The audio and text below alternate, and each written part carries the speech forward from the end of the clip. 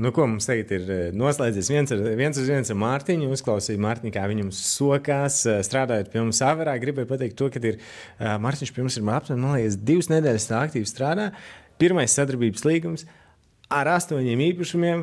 Tas ir nereāli labs starts, un mēs vienkārši izgājām cauri vēl visiem objektiem, kas vēl nāk iekšā, un ir tiešām daudz. Mārtiņš ir ļoti cītīgi pastrādājis, un es gribēju viņam paprasīt, kā tu jūties strādājot pie mums Averā. Karsti, uzkārsis, un ir tā, ka ir ļoti liels mīnus šajā visā procesā.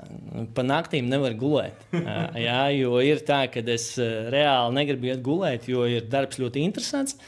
Viņš, protams, sākotnēji ir darbietilpīgs, bet realitāte ir tāda, ka nogurums pat neuznāk.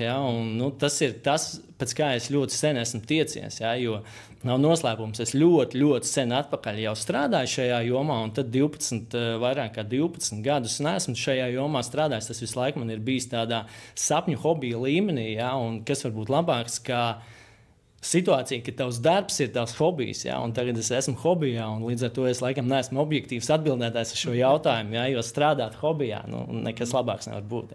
Tikai visi jaudīgie cilvēki tādi paši kā Mārtiņš, esat laipni gaidīt pie mums pašā foršākajā nekustamo īpašumu komandā Aver. Bet man ir vēl ko teikt.